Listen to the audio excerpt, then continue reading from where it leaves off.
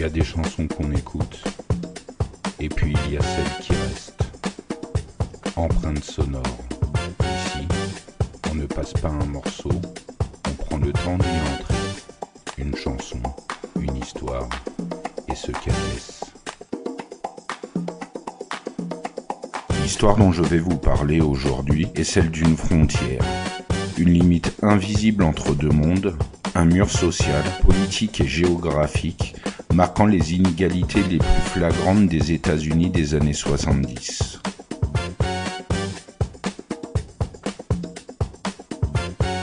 Cette frontière, vous la trouverez à Manhattan, séparant un Harlem pauvre des quartiers riches, et porte le nom de 110e rue.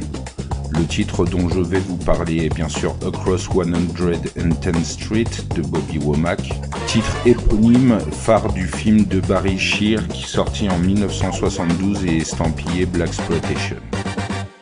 Pour comprendre l'impact du morceau, il faut en aborder plusieurs aspects.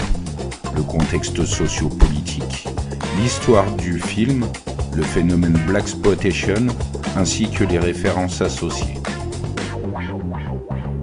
Mais avant de se lancer, parlons un peu de l'artiste. Bobby Womack est un chanteur et guitariste soul originaire de Cleveland. Issu des milieux populaires, il est formé au gospel et joue avec ses 5 frères, les Womack Brothers, qui deviendront The Valentinos en 1954 lors de leur signature avec Sam Cooke. Ils ont été à l'origine du succès It's All Over Now dans sa reprise par les Stones en 1964. Bobby Womack est avant tout un musicien de studio. Il collaborera avec notamment Aretha Franklin et Wilson Pickett avant de connaître le succès à la fin des années 60 avec une reprise de California Dreaming en 68. D'autres titres lui succéderont et il mourra en 2014 de la maladie d'Alzheimer, le laissant dans l'oubli de son œuvre.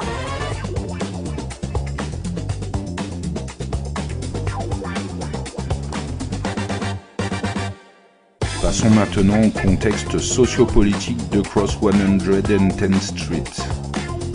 La ségrégation raciale bat son plein dans une Amérique rongée par les inégalités sociales. Depuis les années 60, un vent de révolte gronde entre les assassinats de Malcolm X en 1965, celui de Martin Luther King Jr. en 1968 ou encore The Long Summer of '67 où les USA connaîtront 156 émeutes reconnues.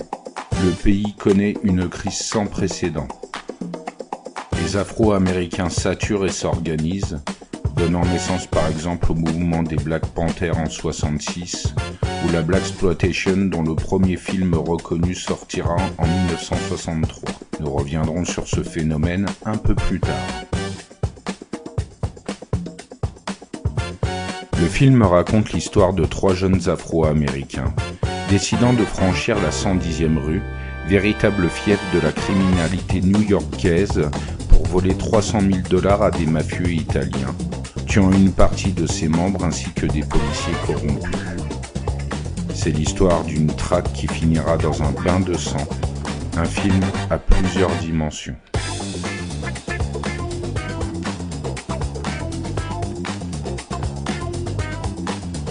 Cette production traite, en mon sens, d'une forme de dualité enfermée dans un triptyque. Un gang de 3 braqueurs dont le personnage principal Jim Harris, incarné par Paul Benjamin, est un ancien détenu qui braque pour se sortir de la pauvreté. 3 piliers communautaires, un Harlem pauvre, une communauté riche et corrompue, et un duo de policiers à 2 facettes, porté par Anthony Quinn, vieux flic blanc et corrompu, et Yaphet Kotto, jeune policier noir engagé pour faire le lien avec la communauté noire. Les 2 hommes, d'abord en opposition, devront collaborer pour résoudre l'affaire. Un triangle fragile donc, qui coupe 2 mondes et dont le point central se retrouve dans la 110e rue, qui concentre l'ensemble de ses forces en opposition. La brutalité de ce combat est parfaitement résumée par la voix rauque de Bobby Womack, et le titre sera un succès à part entière.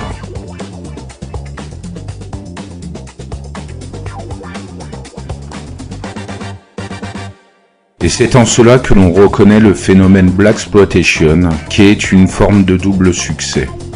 Ce courant cinématographique a propulsé des légendes comme Pam Grier, Richard Roundtree ou encore Jim Kelly, mais aussi des musiciens incontestables tels que Curtis Mayfield, Willie Hutch, Gigi Johnson et bien sûr Bobby Womack.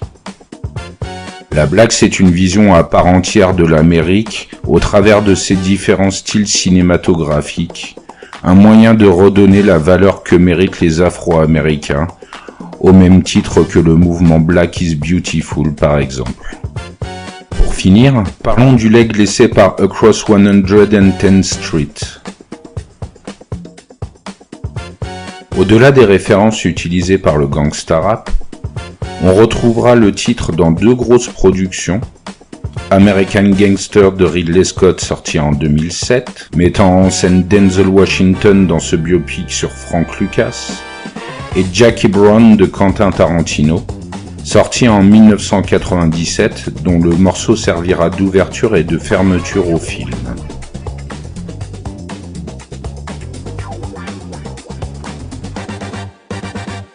Il met en scène Pam Grier en hôtesse de l'air désabusée, passant de l'argent pour Samuel L. Jackson, incarnant un vendeur d'armes, et elle sera forcée de collaborer avec l'ATF afin de le coincer.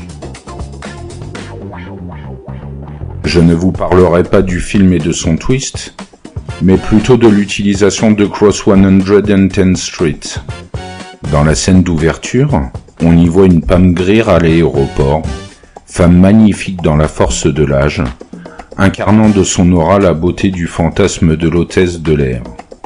Rapidement, elle se met à courir, essayant de lutter contre le temps, pour arriver sur le fil sur son lieu d'embarquement et accueillir les passagers pour une compagnie assez minable. L'image de la femme est étiolée par le voile de la réalité, celle de la lutte pour s'en sortir.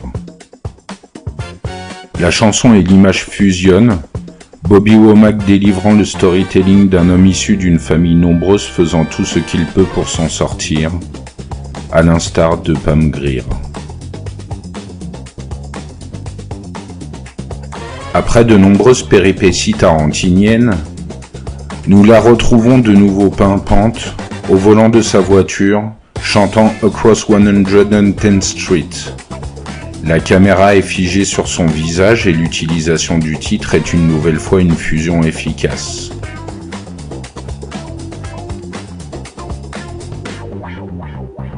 Nous comprenons que l'actrice a tout fait pour se sortir de la misère, arrivant à ses fins en utilisant tous les moyens.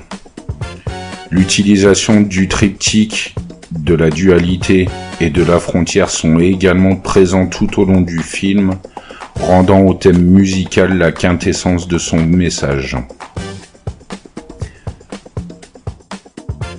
Vous l'aurez compris, Across 110th Street est un monument à lui tout seul.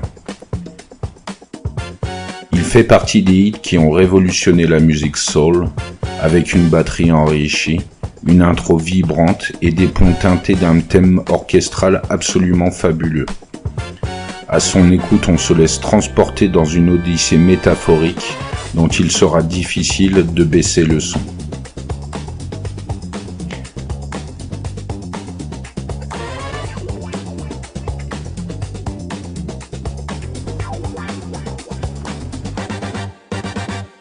C'était Empreinte sonore, bonne écoute à vous.